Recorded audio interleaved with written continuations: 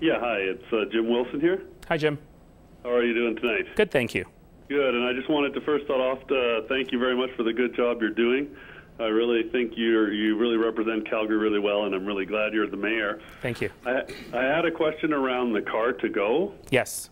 I looked at that as an option, and unfortunately they don't have it out in the suburb areas like the Hamptons and other places like that. Mm-hmm. And I'm wondering if the city has any plan to kind of do some partnership with them to try and expand that service out, because it seems like a really great way to get rid of some of the cars. You know, that service has been unbelievably successful. I think it has surpassed the company's expectations as well as the city. So much so that nowadays people talk about, are there too many car-to-go cars?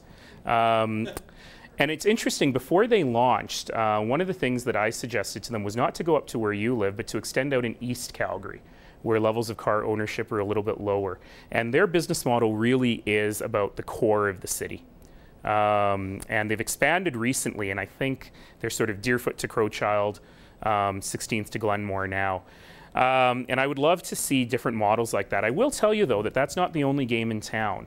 You know, if you're interested in exploring this, there is a Calgary Car Share Cooperative, which is a really neat thing, and an opportunity for you to see if there's some neighbors around you.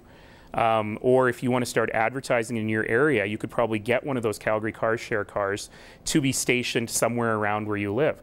Hamptons Co-op, for example. Yeah, no, that's an idea. And I think that would be a really neat idea as well.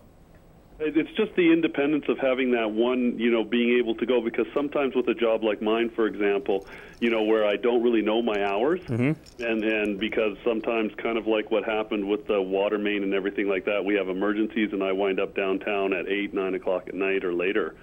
So it's the flexibility that car-to-go service provides, because it's kind of a one-to-one relationship that I think is something that maybe a transit type of situation could look at. I absolutely hear you, and we have to look at a lot of these solutions for that last mile, right? Like, how do we get people from the LRT station to where they live?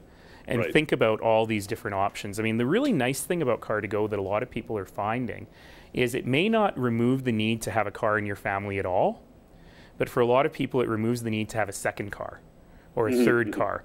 And you know, I think that looking at options like that make a lot of sense. You know, if you live in the Hamptons, it's going to be very difficult in the long term to make it that you don't need a car, period.